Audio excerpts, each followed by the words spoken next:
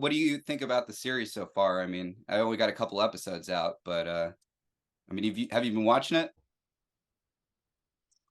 Yeah, I've been watching it. Look, I don't know what to say other than the truth. So far, I mean, I don't know. It's hard. It's fucking hard to stay awake, okay? Because it's like there's nothing going on. There's nothing happening. What? This is supposed to be a documentary. Where the fuck are the interviews? What? I mean, you don't have one interview. I mean, how are you gonna like put together a documentary without interviews? I mean, look, seriously, I mean, this is like completely underwhelming. I mean, I don't know why I'm fucking wasting my time. Look, I got to tell you, I'll put it to you straight. If you don't get some interviews in there, things are going to end really fucking badly, And I'll tell you what, I'll even go farther. If you don't fucking talk about ghoulies, things are going to get even worse. You know, he's right. If this show is ever going to be different than a run-of-the-mill YouTube series, we are going to have to interview some people who were actually there. And since these directors have been so gracious with their stories, they deserve a captive audience. So if you haven't, make sure to hit subscribe and comment below about anyone else you think we should speak to. Wow, you really learn something new every day, huh, Giz? Cue the music.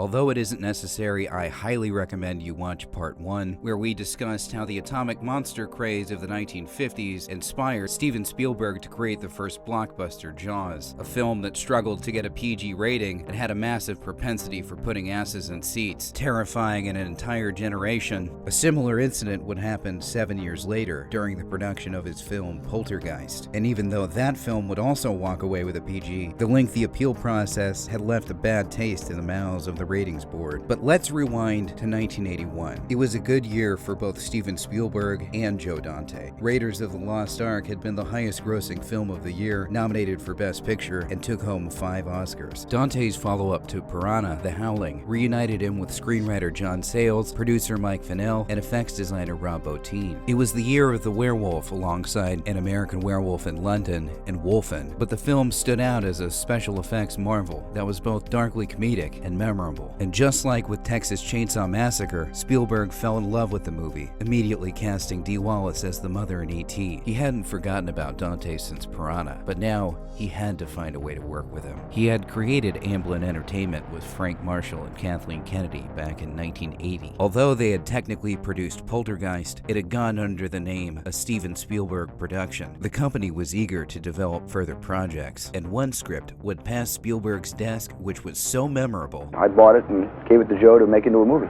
These 2 movies he made, one called Piranha and the other called The Howling, had this kind of an aside. It sort of winked at the contemporary culture. When a message from Steven Spielberg arrived at Joe Dante's ratty office, he initially thought it was a joke. I was barely holding on, and I was wondering where my next job was coming from. And incongruously, this envelope comes from Steven Spielberg, which I assume is obviously gone to the wrong address. This project had a constant blinking light as to whether or not it would actually happen. It would take so long to develop that Spielberg invited Dante to direct a segment in 1983's Twilight Zone the movie. Eventually, the film would receive a green light from Warner Brothers, allowing Dante to develop the film on his own while Spielberg left for Indiana Jones. Expectations for the follow-up to Raiders of the Lost Ark were extremely high. During the early stages of development, Lucas found inspiration in Irving Kershner's darker sequel to Star Wars, Empire Strikes Back. He wanted the second indie film to be much darker. It was an experiment on our part to explore the genre and explore the character and to see how far we could push the boundaries and still make it an Indiana Jones film. He also very famously had some things going on in his personal life. Part of it, I guess, is I was going through a divorce at the time and I wasn't in a good mood. Regardless, the darker direction excited Spielberg. I thought this was going to be more of a serious adventure for Indiana Jones, more of a dangerous adventure, an adventure that was a little scarier, a little more like a nightmare, like a bad fever dream. And I like that. I like that change of pace, a change of atmosphere. Originally titled Indiana Jones and the Temple of Death, Lucas's draft centered on a religious cult, child slavery, black magic, and ritual human sacrifice, a far cry from the more light-hearted adventure of Raiders. While the film does feature another romantic lead, this time played by Spielberg's future wife, Kate Capshaw, Willie Scott is completely different from Marion Ravenwood, most notably in that she's present throughout the runtime of the entire film. This is extremely important because another character who's present throughout the runtime is the other significant change, Short Round. Where Raiders felt very thoroughly like the adventures of a bachelor, this film forces him into the positions of a patriarch for a fractured family while using his skills as an adventurer and thief for the good of others rather than fortune and glory. With Short Round alongside him during both the comedic and the dramatic, it was like Dr. Jones was giving the children in the audience a brief look at the exciting and dangerous world of adulthood, like an uncle letting you sip a beer at Christmas. But Short Round's presence creates a problem the first film didn't have. It's one thing to put Harrison Ford in danger, it's another to include a child, and danger was all over this film. If Indy was about to die, we are going to die! That meant the kid was too. Indy witnesses a man getting his heart ripped out, so does Short Round. And this scene in particular would attract most of the criticism. Every time in Raiders is a scary part, somebody has a joke, which diffuses the fear, makes you laugh with the fear. But I didn't want to do that with Indiana Jones. I really felt, and George really felt, that center section had to be real serious, had to be real scary. Although Short Round was present with Indy during the scene, during a recent interview with Yahoo News, Ke Huy Quan stated that this was the only scene where he wasn't allowed to be on set. Spielberg himself later admitted that he wouldn't recommend the scene to children younger than the age of 10, and much like Jaws, his efforts to mine terror from the audience would be more successful than he had intended. Well, I asked the special effects man, George Gibbs, if he could build a auto-animatronic person in the shape of the sacrificial victim. The idea was he was going to be in his cage, and as the cage is lowered into the lava pit, the fire would come up and he would be incinerated, but he would be moving as he dies, a rather grisly way to go. As it turns out, it was a wonderful effect. It worked perfectly. This dummy was totally believable, but it was so gruesome and alias that nobody could watch the screen. It looked so real. So I went back to ILM and I said, "Let's get to save this shot, fellas. This is too gruesome for audiences, and none of us can stand looking at it. Can you put some foreground flames in the shot to disguise and obliterate the effect?"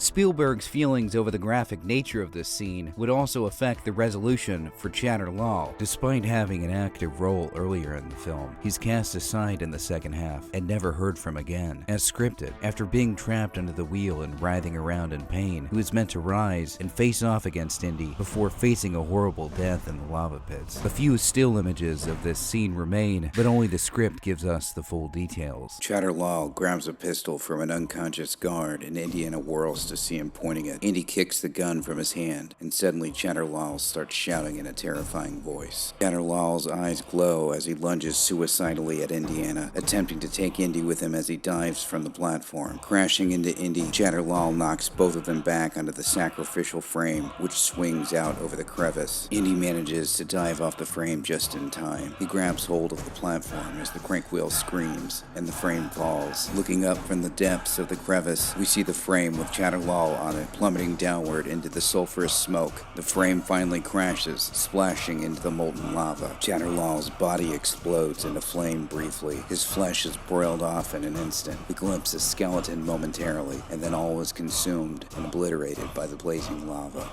If depicted on screen, this would have been by far the most graphic death in the series, ultimately pushing it in the R-rated territory. But the MPAA would have their hands full anyways. It had a little bit more violence in it than the other one, and it did not fit in the PG category. It wasn't really strong enough to be an R. Nothing is known about the internal debates over the rating. Our only clue is that after receiving a PG, the final marketing bore the same moniker as Jaws. This film may be too intense for younger children. But given what we know about Richard Hefner and his conversation 2 years prior with Steven Spielberg, it's easy to imagine he sat there in the back of the room, waiting in terror for the bomb to drop. The film would release on May 23, 1984, and the reaction was immediately mixed. While some critics felt it was as good as, if not better than the original, nearly everyone remarked about the darker tone and violence. Many parents got mad when they brought children to another violent movie, Indiana Jones and the Temple of Doom. Critics said the PG rating for that movie didn't warn parents enough. It wasn't that violent. It's all in fun, I think. It was too gross. I just couldn't stand it. And if I were 10 years old and saw it, I would have nightmares probably for a year. It drains you as you watch it. It created a tremendous controversy, and people talked more about how inappropriate Temple of Doom was for younger children. It ultimately did about as well as the first one. Even though it was dark, it sort of got hit by reviews and things because it was so dark. Ralph Novak of People complained, "The ads stating this may be too intense for younger children are fraudulent. No parent should allow their child to see this traumatizing movie. It would be the cinematic form of child abuse." And even though Spielberg and the production crew weren't fazed, it was supposed to be a scary movie and more of a horror film. There are some scenes that are violent and depict the evil of the Temple of Doom. This picture is not called the Temple of Roses, it's called the Temple of Doom. The warning is clearly marked on the box. Much like with Poltergeist, significant backlash would come from concerned parents. One mother and child walked out halfway through the movie. What was it about this movie that scared you? That all the fat and burn. Did you cry or what? Close my eyes and hold my ears. Did you finally say to your mother that you wanted to leave? Mm-hmm. It's just too much violence and gore, mostly gore. What have I done? I think we went darker than any of us really wanted to go. For now, the terrified reactions only made for good publicity, and that is where things might have ended if it wasn't for another Spielberg production, which released 2 weeks later. Gremlins is a logical progression of the effects-driven atomic monsters of the 1950s we discussed in Part 1. If Poltergeist had opened the doorway to the idea of family-friendly childhood horror, it was Gremlins, with its darkly comedic tone, subversive plot, and ingenious marketing, which would ultimately change the system. Gremlins is very much a spiritual successor to Poltergeist, a modern fable taking place in the suburbs where a family is forced to protect itself from a supernatural presence while another character explains all the lore. However, unlike Steve Freeling or even Indiana Jones, the patriarch in this film, Rand Peltzer, isn't a guardian at all, but a hindrance. He's an inventor incapable of making anything work. Everything he touches falls apart around him, leaving his son to have to deal with the aftermath of his choices. We are extremely fortunate to be able to talk to Joe Dante about this. You're certainly doing your homework. Sure hope nothing bad happens.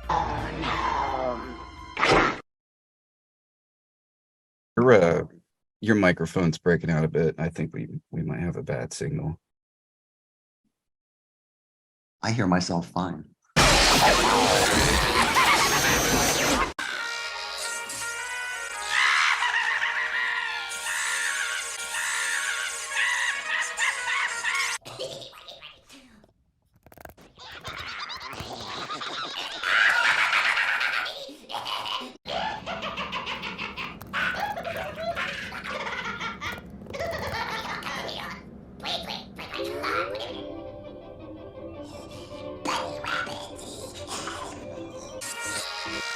Gremlins.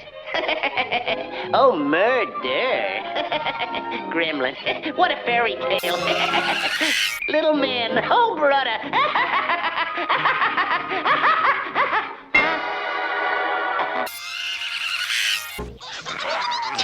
What is this? Oh boy. This is worse than the other episode. Gremlins 2, it's not a bad game. It's just there's one problem. Oh no. Oh, come on. Gremlins? In this video now? All right, listen up. People are trying to spend precious time to watch these videos. When people go on YouTube, they expect quality edited content and no monsters. Do I have to come over there myself? Do you think you could stand up to me? To the angry video game nerd? Well, if I were you, I'd run the rest of episode 5 right now! Sorry, folks. It won't happen again. Well, you got to remember that the reason I think that Spielberg tapped me to do Gremlins was because he had seen these pictures, you know, with R-rated horror films.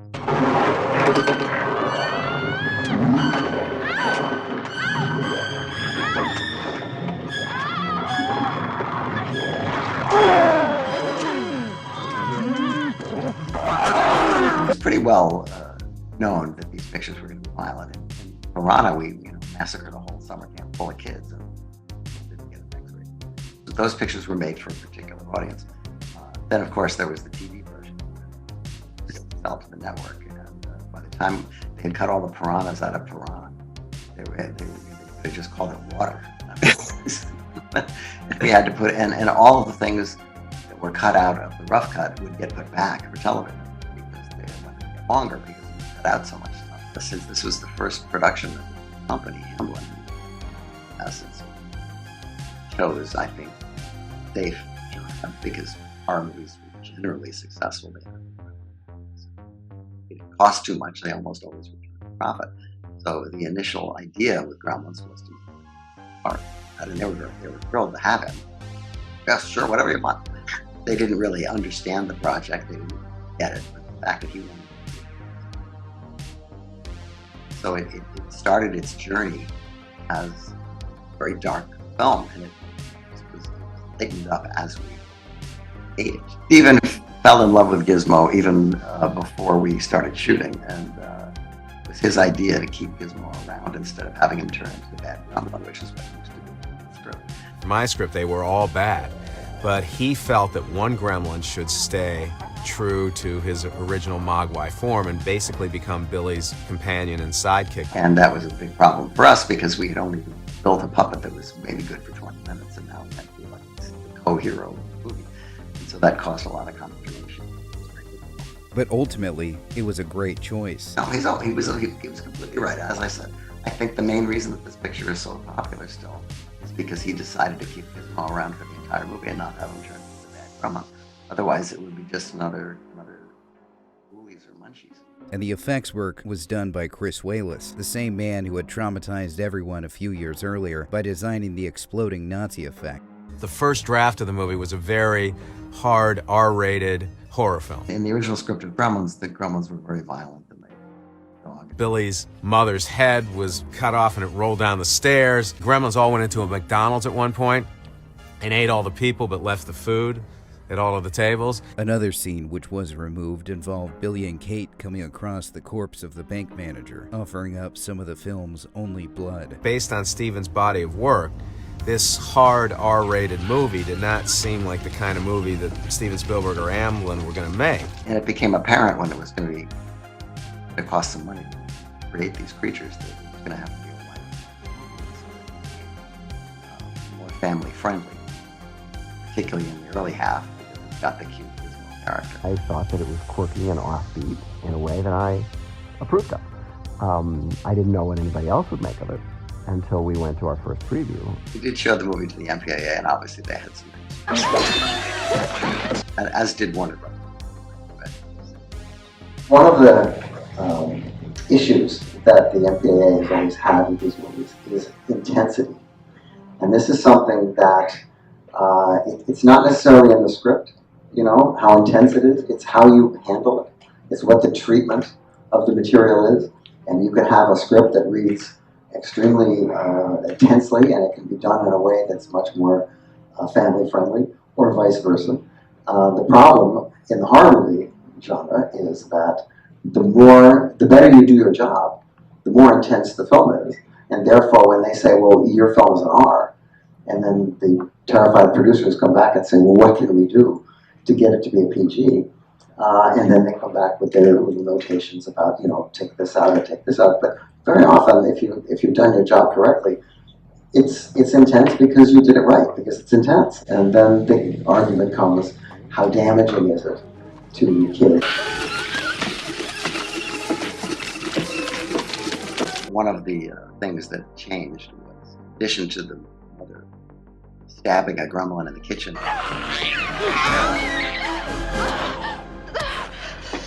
shot of the sticking out. Goo is cut that, and you can still see it in the background. Experts, quote unquote, come in and talk about, can you have the weapon and the victim in the same frame? That was always an issue, and it got very psychological. The science teacher played by Glenn Turman is one of the first victims of the Gremlins, and he had previously upset syringe. So the revenge that the gremlin takes on him is to stick him with a syringe. In the movie, it's just sticking out.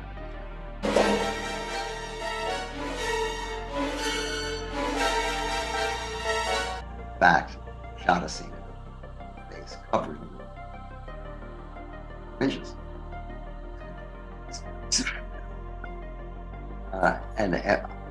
Although it had its, I thought, had its funny side. Anyway, we shot that. It was in the preview, and then it was suggested that it would not have that in the picture. Thanks to Joe and a graphic designer, we were able to replicate somewhat what the footage would have looked like for the first time in 40 years. Mr. Hansen?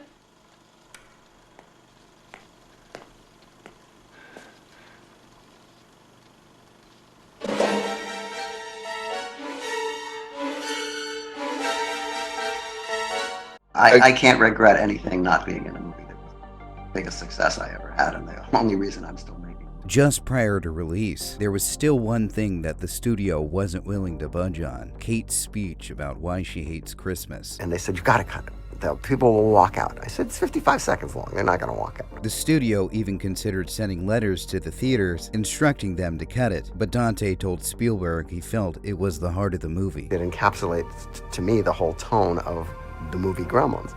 And it was immediately controversial as soon as we shot it. I remember leaving the editing room, and Tina Hirsch, the editor, said, well, that scene will never be in the movie. Nobody believed in this picture at all. I mean, we were doing it because they said it was Spielberg's folly. That was Warner Brothers' hero project. And so there was no support from the studio. And so we just had to do it on our own. And it was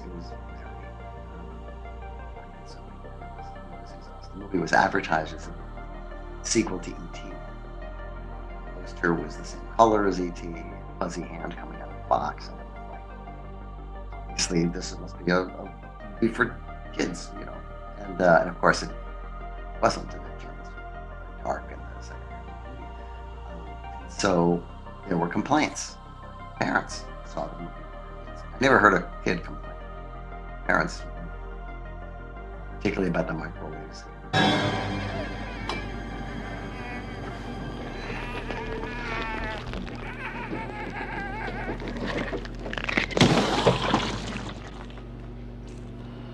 This deleted scene from Gremlins 2 was based off of an event that Joe saw at a screening. Excuse me. I want to watch the movie. No, I want Roger Ebert even mentioned the potential for copycat crimes on household pets in his review. What have I done? Reaction was tumultuous. I never have been before or since ever in a theater where people went that berserk over a movie that they obviously had no expectations for. They had no idea what they were going to see. But just like with Temple of Doom, Poltergeist, and Jaws, the content was heavily scrutinized, and even the cast felt themselves having to defend the film. I don't think that it's any more violent, truthfully, than anything that you see on television. Gremlins is no more violent than cartoons that you see on television. If you curtail your children's television watching habits, then you should probably do the same thing with Gremlins. If you think it might be too much for your kids, go and see it. If you think, I don't think personally it is. It's not real blood, and it's like different colored blood. There's not a single drop of human blood in it. It's gook and slime, and it's not as gory as seeing arms or limbs cut off of, and seeing blood. It has some frightening elements to it, but it's about as frightening as a spook house or The Roadrunner, or like Bugs Bunny. Ghost stories around a campfire or Police stories, detective stories. People like to go see scary movies. I love going to horror movies, and as far as going too far, I don't think they can ever really go too far. Oh, really? Uh-huh. Makeup-wise, or? Anything-wise.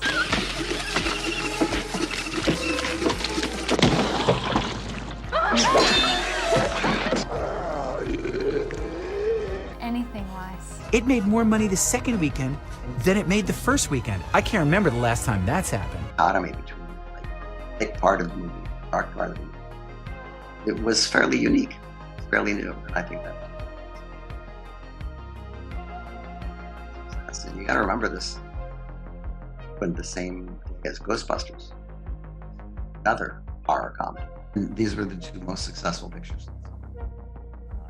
And obviously they set a tone. There were a lot of imitations of both. As discussed in previous episodes, Motion Picture Association of America President Jack Valenti had had trouble with defining the area between G and R since 1968. Between then and June of '84, dozens of films had appealed their initial R rating to a PG, and nearly all of them were successful. While the dramatic need for change initially came about over the language in 1976's All the President's Men, you could literally throw a dart at nearly any PG film released during this era and find something that you wouldn't find at all in a PG film today. And with box office monsters like MASH and Saturday Night Fever releasing altered versions for younger audiences, a trend had revealed itself. The public was in desperate need for a middle rating. The cultural and cinematic progression from Jaws to Gremlins is fascinating because it shows a focused change of the PG rating from graphic violence in a realistic setting to comic and less impactful violence in a fantasy one, a trait that we still associate with the PG-13. And while dozens of films that had successfully appealed could have been held up as an example, it was specifically two darker adventure films with adolescent leads, perfectly primed to dominate the box office, that would be the most influential. The genre has always been held hostage to the people who don't like it. Whereas the people who do like it, they're fine with it. It takes a great deal to offend them. After a decade of lawsuits, overturns, and complaints from thousands of parents, enough was enough. The combination of these two things led to the actual creation of another. It was sort of a perfect storm of movies that I either produced or directed. It all sort of came together and created this parental objection to Gremlins being PG and to Temple of Doom being PG. And I agree with that. But I also felt it would have been unfair to have labeled either of those films R. And I felt there should be a rating in between PG and R. And so I called Jack Valenti, the head of the Motion Picture Association of America, the MPAA, and said, can't there be an in-between rating? And I actually said it could be like PG-14 or PG-13. Jack was proactive about it, completely agreed, and before I knew it, there was a PG-13 rating instituted. But Valenti remained just as skeptical as in 1976. Any change in the rating system, I think, is a fragile system, and the insertion of more categories is not needed. I thought the PG itself was a sufficient warning, but so many of my peers in the business have taken an opposite view that I decided to lead this movement rather than to follow it. And the rating officially went into effect on July 1st, 1984. Puts more of a burden responsibility on the parent for whom the code and rating system was originally intended and still is. It's not restrictive because there's no way really to enforce it when you think about it. It's purely an attempt to call special attention to parents and caution that this material may be too intense. And it meant that you had some breathing room if you wanted to make essentially a PG movie, but it had a lot of edgy elements, but you didn't want to have to get an R. And I think it was a pragmatic move. What's odd is that they never went back and re-rated it. It was a really interesting time of, I guess, creative insurrection. And the creative insurrection would continue, much like with Spielberg's Jaws and Joe Dante's knockoff Piranha, another film which was in production at the same time as Gremlins and wound up becoming the first PG-13 horror film, was only months away from creating a controversy of its own. But that is a story for another day, and I'll be joined by the director and producer to tell the tale.